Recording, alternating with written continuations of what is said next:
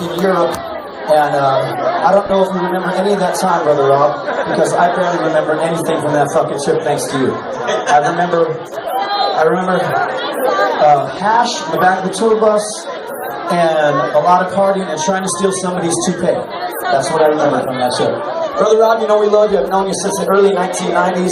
You're a brother to us, not only in name, but in spirit as well. We love you. We'll do anything for you, at any cost. Through any fucking snowstorm, we'll do anything for you, brother. We love you. We love you so much. This next song is dedicated to you, brother.